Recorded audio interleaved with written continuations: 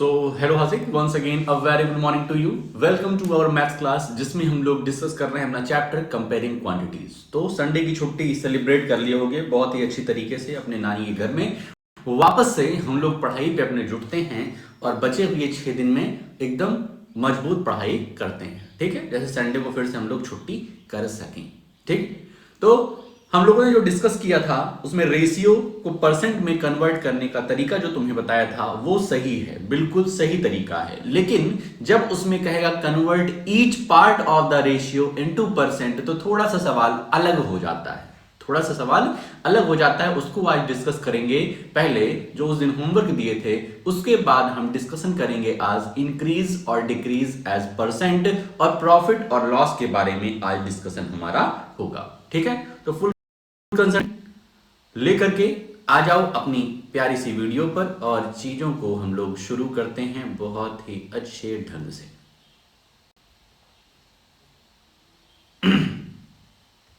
सबसे पहले वही वाला क्वेश्चन जो तुम्हें परेशान किया था, convert each part of the ratio two percentage. तो इसके दो सवाल हम बता देंगे, दो सवाल तुम फिर खुद से ट्राई करना।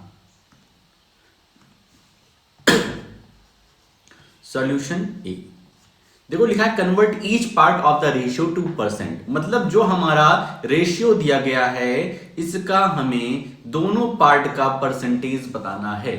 सिर्फ दिया रहता है convert the ratio into percentage, तो जो तरीका तुमने यूज किया था वो सही था, वो बिल्कुल सही था। लेकिन convert each part of the ratio into percentage तो उसको किस तरीके से करेंगे, देखो 3:1, 3:1। तो यहां पर हम अगर इसको टोटल करें, टोटल कितना होगा, टोटल कितना होगा 3+1, टोटल कितना होगा 3+1 इक्वल्स टू 4। टोटल कितना पार्ट होगा 4। अब इसमें से यदि 3 वाले का परसेंटेज निकाल जाए 3 वाले का, तो 3 टोटल पार्ट कितना है 4 मल्टीप्लाइड बाई 100%।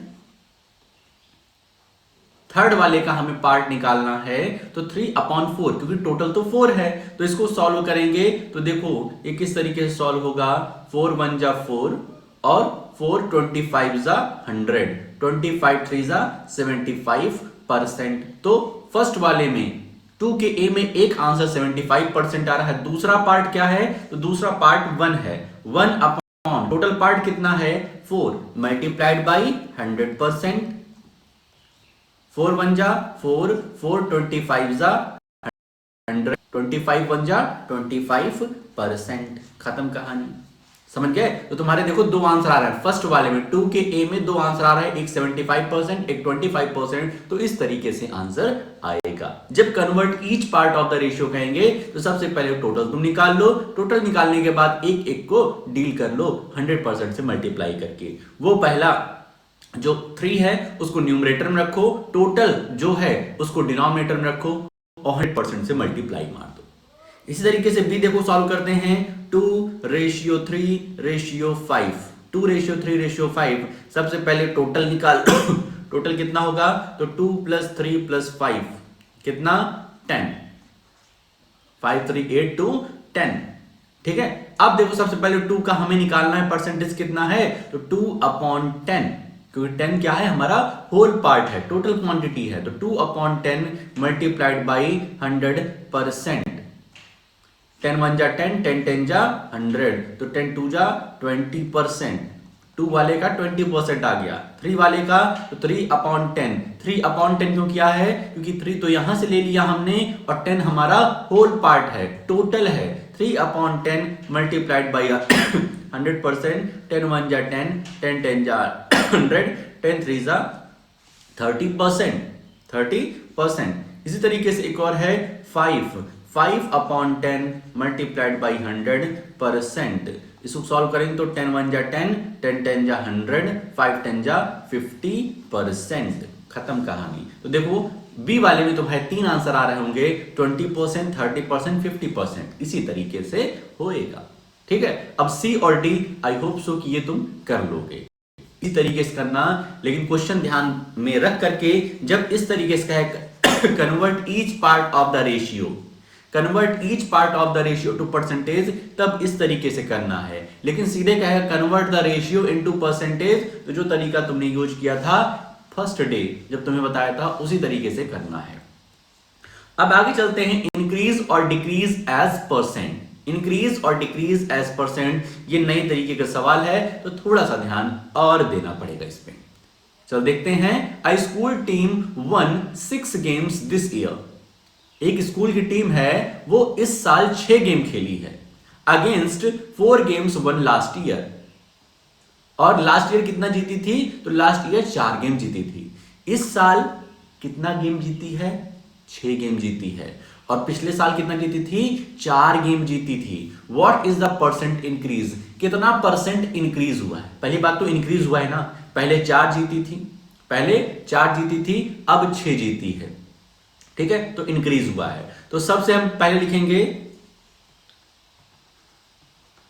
स्कूल, नहीं, नंबर ऑफ मैचेस,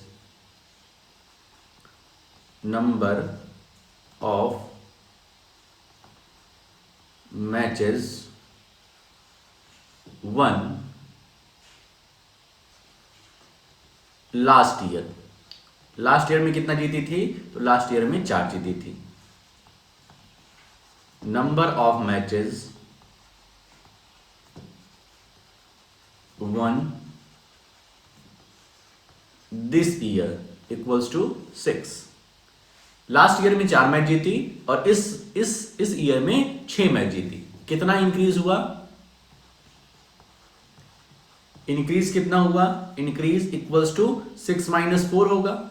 इंक्रीज कितना हुआ, 2 हुआ, मतलब 2 मैच ज्यादा जीती इस साल। हमें तो निकालना है परसेंट इंक्रीज। क्या निकालना है, परसेंट इंक्रीज। हमें निकालना है परसेंट इंक्रीज। तो बच्चा देखो कैसे निकालते हैं, परसेंटेज इंक्रीज निकालना हो या परसेंटेज डिक्रीज निकालना हो। हम बोल रहे हैं परसेंटेज इंक्रीज निकालना है या परसेंटेज डिक्रीज निकालना है, तो सबसे पहले तुम्हें पता होना चाहिए कि इंक्रीज हो रहा है, बढ़ रहा है कि घट रहा है, बढ़ रहा है कि घट रहा है। तो यहां पर क्या हो रहा है, बढ़ रहा है। तो क्या लिखो, ऊपर न्यूमरेटर में हम लिखेंगे इंक्रीज, कितना नंबर इंक्रीज हो रहा है। अपॉन में लिखेंगे प्रीवियस डाटा, जो भी पुराना डेटा रहेगा उसको हम क्या लिखेंगे, प्रीवियस डाटा, उसको हम लिखेंगे डिनोमिनेटर में, मल्टीप्लाइड बाई 100%। मतलब समझे, नहीं समझे, जब भी परसेंट इंक्रीज कह रहा है या परसेंटेज डिक्रीज कह रहा है तो ऊपर तुमको इंक्रीज या डिक्रीज लिखना है, अपॉन में जो प्रीवियस डेटा रहेगा। जैसे यहां पे 2 डेटा दिया गया है ना, एक लास्ट ईयर का डेटा दिया गया है, एक इस ईयर का डेटा दिया गया है। तो जो पुराना डेटा होगा उसको नीचे लिखना है, उसको कहां लिखना है, नीचे लिखना है, मल्टीप्लाइड 100% करना है। इसी तरीके से परसेंटेज डिक्रीज का भी फॉर्मूला बनेगा, परसेंटेज डिक्रीज का भी यही फॉर्मूला बनेगा। ऊपर लिखेंगे डिक्रीज, नीचे लिखेंगे प्रीवियस डेटा, मतलब जो भी पुराना डेटा रहेगा। जैसे इन दोनों में 4 वाला पुराना डेटा है, प्रीवियस डेटा मल्टीप्लाइड बाई 100%। अब यहां पर देखो ये फॉर्मूला है, ये फॉर्मूले को लिख लेना, ठीक है, परसेंटेज इंक्रीज और परसेंटेज डिक्रीज, डिक्रीज अपॉन, देखो इंक्रीज कितने का हो रहा है, तो इंक्रीज हो रहा है 2 का। प्रीवियस डेटा क्या है इसमें, वो 4 है। Number of matches 1 last year, वो प्रीवियस डेटा है ना भाई, वो पुराने साल का है, तो 2/4 मल्टीप्लाइड बाई 100%। इसको सॉल्व करेंगे तो 4 1 जा 4 और 4 25 जा 100 और 25 2 जा 50%। Therefore percentage increase equals to 50%। Percentage increase कितना हो रहा है, 50% हो रहा है। समझ में आया नहीं आया। एक स्कूल टीम है, वो 6 मैच इस साल जीती है, 4 मैच पिछले साल जीती थी। 6 मैच इस साल जीती है, 4 मैच पिछले साल जीती थी। कह रहा परसेंटेज इंक्रीज बताओ कितना होगा। तो सबसे पहले तो हमें इंक्रीज निकालना पड़ेगा कि बच्चा इंक्रीज कितना हो रहा, बढ़ कितना गया। तो कहोगे कि बढ़ा है सर 2, पिछले साल 4 जीती थी, इस साल 6 जीती है, ज्यादा जीती है इस बार ज्यादा जीती है, इंक्रीज हुआ है, परफॉर्मेंस इंक्रीज हुआ है। हम कहेंगे ठीक है, तुमने इंक्रीज निकाल लिया, परसेंटेज इंक्रीज बता दो। तो परसेंटेज इंक्रीज क्या होगा, सबसे पहले जितना इंक्रीज हुआ है उसको न्यूमरेटर में रख दो अपॉन में लाइन खींचो, अपॉन डिवाइडेड बाई जो हमारा प्रीवियस डेटा है, जो हमारा पुराने साल वाला परफॉर्मेंस है, उसको नीचे रखो और मल्टीप्लाइड बाई 100% रख दो, आंसर आ जाएगा। इसी तरीके से भी एक सवाल है example number 11, the number of illiterate person in a country decreased from 150 lakh to 100 lakh in 10 years. 10 सालों में 150 लाख पर्सन इलिटरेट पहले थे और अब कितने बचे रह गए, अब 100 लाख बच्चे, अब 100 लाख पर्सन्स इलिटरेट हैं, मतलब डिक्रीज हुआ इलिटरेसी, मतलब लोग अब पढ़े लिखे हो रहे हैं, अब लोग अनपढ़ नहीं हैं, तो अनपढ़ जितने लोग थे वो धीरे धीरे कम हो रहे हैं। What is a percentage of decrease? तो यहां पर सबसे पहले दो डेटा तुम्हें लिखना पड़ेगा, ऐसे ही लिख दिया करो, प्रीवियस डेटा लिख दिया करो, जाने प्रीवियस डेटा लिख सकते हो। प्रीवियस डेटा कितना है? प्रीवियस डेटा है हमारा 150 लाख, लेकिन थोड़ा सा क्वेश्चन में प्रीवियस डेटा और करंट डेटा निकालने का हुनर सीख लो भाई। करंट डेटा कितना है? करंट डेटा कितना है? करंट डेटा है 100 लाख। तो प्रीवियस डेटा 150 था, अब 100 लाख है। इंक्रीज हुआ है कि डिक्रीज हुआ है? तो तुम कहोगे सर डिक्रीज हुआ है, कम हुआ है। डिक्रीज इक्वल्स टू, तो 150 minus 150 lakh, 150 lakh minus 100 lakh equals to 50 lakh, equals to 50 lakh. और हमें तो डिक्रीज परसेंट निकालना है, डिक्रीज परसेंट निकालना है ना ब्रो। तो डिक्रीज परसेंट का क्या होगा फॉर्मूला? तो तुम्हें बताए थे, सबसे ऊपर डिक्रीज ऊपर रख दो, नीचे प्रीवियस डेटा लिखेंगे, जो भी पुराना डेटा है, बड़ा छोटा नहीं, जो भी पुराना डेटा है, मल्टीप्लाइड बाई 100%। तो डिक्रीज कितना है हमारा? डिक्रीज 50 है। प्रीवियस डेटा कितना है? प्रीवियस डेटा 150 है। ध्यान रखना यहां पे 50 लाख है और ये 150 लाख है, कोई उससे दिक्कत नहीं है। Multiplied by 100%। ये लाख एक दूसरे से कैंसिल हो सकते हैं, ठीक है? ये लाख और ये लाख एक दूसरे से कैंसिल हो जाएंगे। अब इसको सॉल्व कर लो। तो देखो इसको कैसे सॉल्व करेंगे, इसको हम लोग सॉल्व करते हैं। देखो इस जीरो से इस जीरो कैंसिल कर सकते हैं। 5 1 जा 5, 5 3 जा 15, 1/3 मल्टीप्लाइड बाई 100%, 1/3 मल्टीप्लाइड बाई 100%। इसको सॉल्व करोगे तो ये आएगा तुम्हारा कुछ 33.333%, 33.33%। Therefore decrease percent equals to 33.33%। कहानी खत्म, समझ गए? तो इस तरीके से परसेंटेज डिक्रीज निकाला जाता है। आसान है, आई होप सो समझ में आ रहा होगा तुम्हें। और यदि आ गया है तो अब तुम्हारे सामने ये दो सवाल हैं, ठीक है? ये दो सवाल हैं जिसमें तुमको परसेंटेज इंक्रीज या डिक्रीज निकालना है। जिस तरीके से बताया हूं भाई, previous data, current data, decrease increase लिखना, उसी तरीके से स्टेप वाइज करके सॉल्व करना, ठीक है? अब हम लोग चलते हैं अपने दूसरे टॉपिक पे। हम कहते हैं बच्चा आज हमें प्रॉफिट हुआ है और आज हमें लॉस हुआ है। तो प्रॉफिट तब होता है जब जेब में पैसे बचे रह जाते हैं। हम 10 रुपए का सामान लेने गए थे, हमको 8 रुपए में ही मिल गया।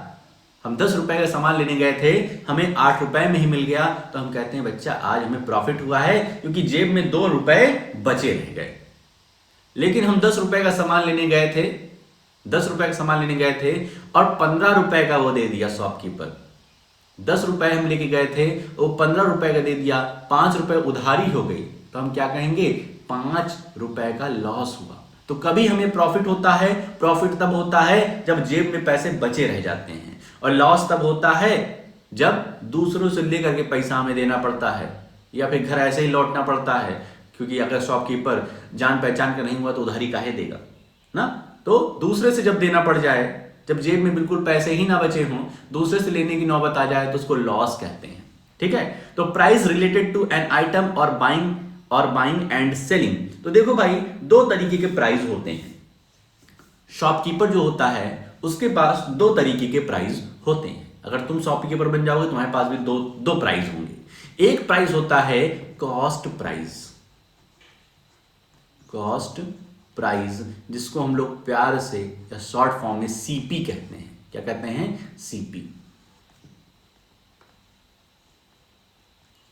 कॉस्ट प्राइस मतलब क्या होता है, इसको प्यार से हम लोग सीपी भी कहते हैं, सीपी। और एक होता है सेलिंग प्राइस।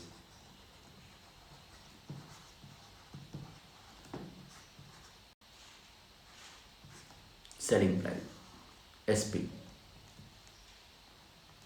ठीक है, कॉस्ट प्राइस सीपी और सेलिंग प्राइस एसपी। ठीक है, अब दोनों को समझ लेते हैं, दोनों प्राइस कौन से प्राइस होते हैं। कॉस्ट प्राइस होता है price at which shopkeeper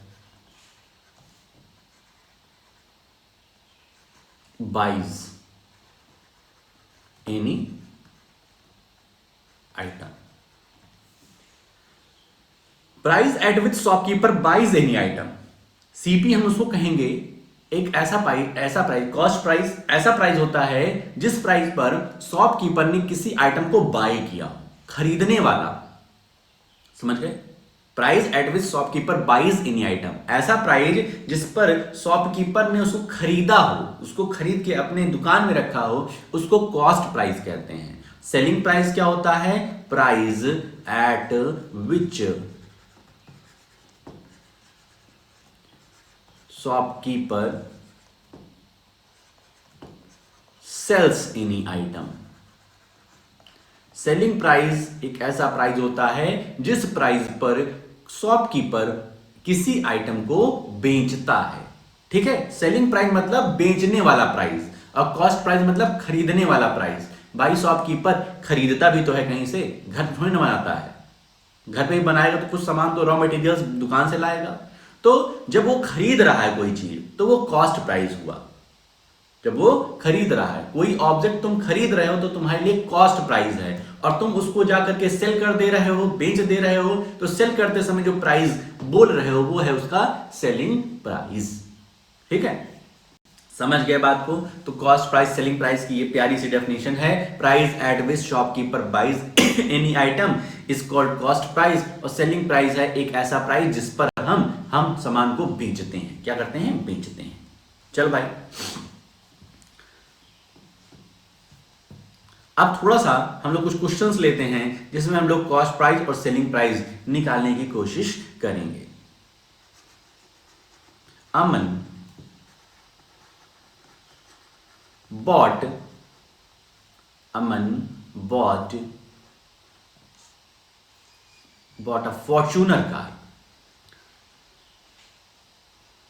a Fortuner car, of ₹125। ठीक है, फॉर्च्यूनर कार 125 रुपए में खरीदा। अब कहां से खरीदा? अमन से पूछना पड़ेगा, इतनी सस्ती कहां मिल गई उसको। Aman bought a Fortuner car of ₹125 and after 1 year he sells it to his friend। किसको बेचेगा? his friend, किसका फ्रेंड? कौन? किसको बनाया जाए? सौरव जोशी को।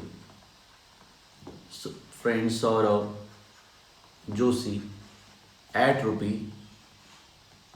₹150। ठीक है, अमन ने एक फॉर्च्यूनर कार खरीदी। कितने रुपए में? 125 रुपए में। और 1 साल बाद उसने क्या किया? उसी कार को अपने फ्रेंड सौरव जोशी को 150 रुपए में बेच दिया। यहां 2 प्राइस की बात हो रही है। तो देखो, अमन ने जब खरीदा तो खरीदने वाले प्राइस को कॉस्ट प्राइस कहते हैं, सीपी। अब सीधे सीपी लिखेंगे, सीपी इक्वल्स टू ₹125।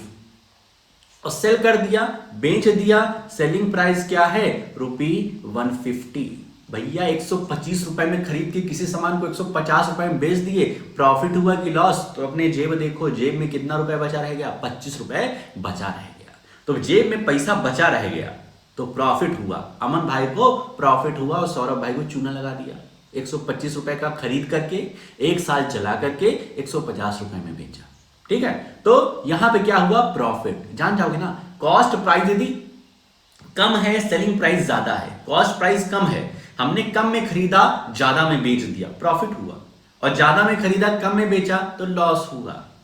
समझ में आया? तो कॉस्ट प्राइस रुपी 125, सेलिंग प्राइस 150, तो हमें यहां क्या हुआ है, प्रॉफिट हुआ है।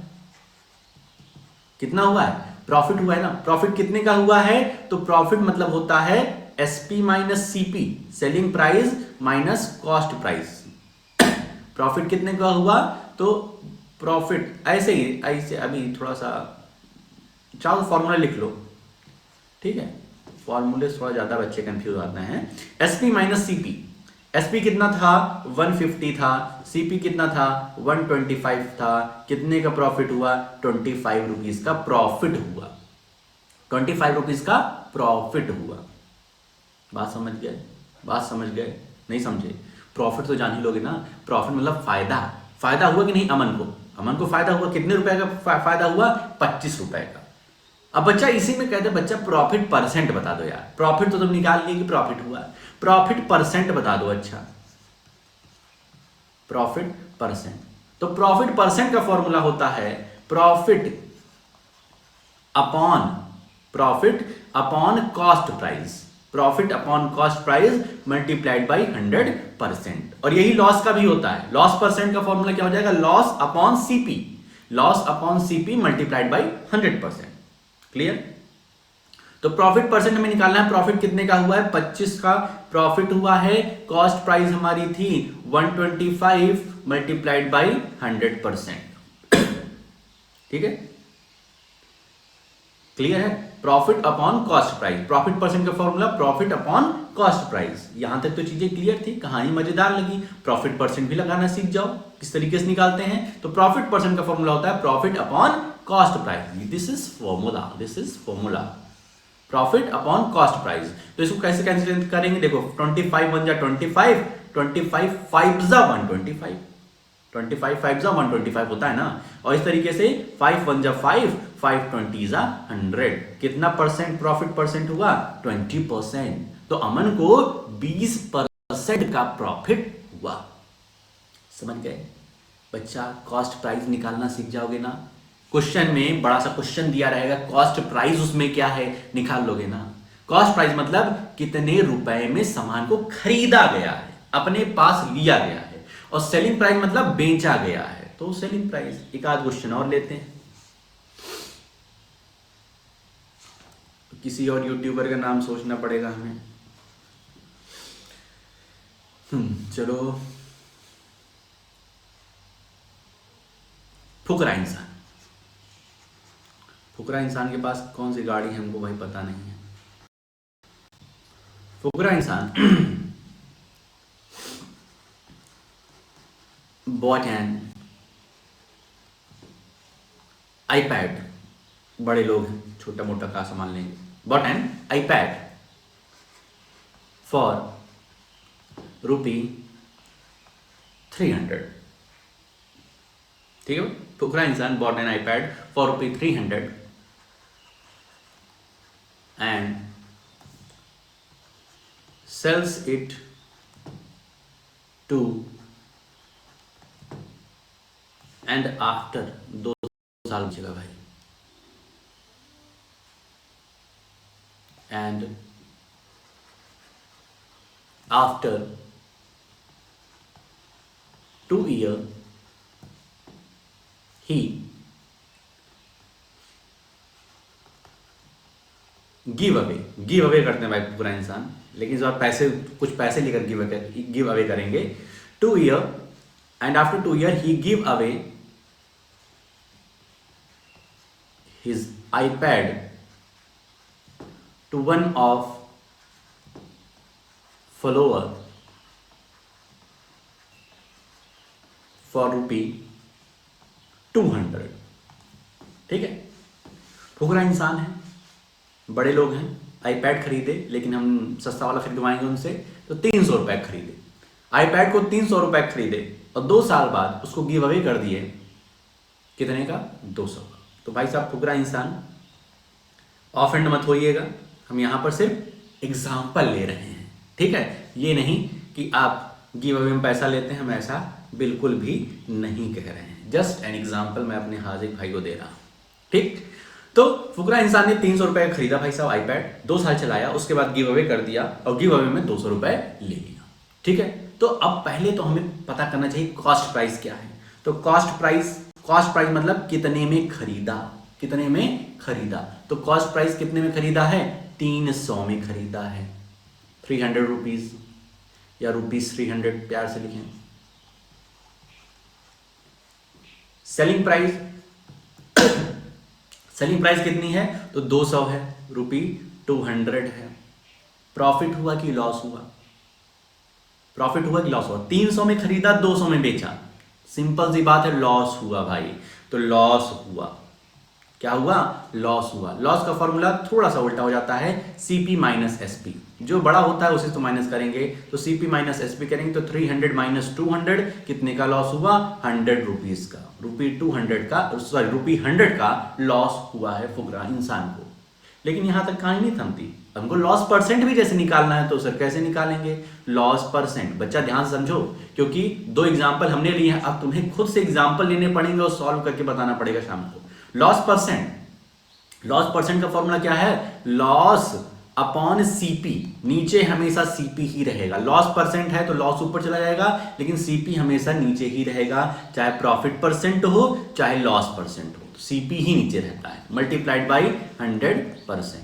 लॉस कितने का हुआ है? 100, CP कितने की है? 300 की है, मल्टीप्लाइड बाई 100%। CP 300 की दी गई, इस तरीके से लिखना पड़ेगा तभी सॉल्व हो पाएगा बच्चा। अब इसको कैंसिल आउट कर देखो, 0 0 0 0 कैंसिल आउट हो गया है, क्या बचा? 1/3 मल्टीप्लाइड बाई 100%। इसको सॉल्व करोगे तुम्हारा आएगा 33.33%। तो लॉस परसेंट हमारा कितना आया? 33.33%। ये भी एक फॉर्मूला है, इस फॉर्मूले को लिख लेना। तो समझ गए? तो इस तरीके से बच्चा, जिस तरीके से हमने 2 एग्जाम्पल यहां तुम्हें बनाए हैं, तुम भी अलग अलग यूट्यूबर्स का, अलग अलग एक्टर्स का 5 एग्जाम्पल, ठीक है। कितने एग्जाम्पल लोगे? 5 एग्जाम्पल लोगे, जिसमें इनको कुछ खरीदवाओगे, उसके बाद उसको बेचवाओगे, कभी इनको प्रॉफिट कराओ, कभी इनको लॉस कराओ, उसके बाद उसका प्रॉफिट परसेंट और लॉस परसेंट भी निकाल देना। पहले तुम्हें एग्जाम्पल लेना है, उसके बाद उसका सॉल्यूशन निकालना, खुद से क्वेश्चन लेना है और खुद से ही सॉल्व करना है। बड़ा मजेदार एक्टिविटीज रहेगी आज की, ठीक है। 5 क्वेश्चन ये कर लेना और उसके बाद ये वाला जो इंक्रीज और डिक्रीज एज अ परसेंट है, इसको सॉल्व कर लेना, ठीक है। तो आई होप सो जितनी चीजें मैं तुम्हें समझाया हूं समझ में आया होगा, चीजें आसान लगी होंगी, ठीक है। तो इस तरीके से इन क्वेश्चंस को सॉल्व करना। बाकी ठंडी का एंजॉयमेंट कर ही रहे हो नानी के घर में, छुट्टियों का, तो आनंद लेते रहो, पढ़ाई भी साथ साथ करते रहो, ठीक है। तो कोई दिक्कत बनती है तो शामी क्लास में जरूर पूछो। तो आज के लिए अपने इस वीडियो में हम लोग इतना ही रखते हैं, मिलते हैं नेक्स्ट वीडियो में, ओके।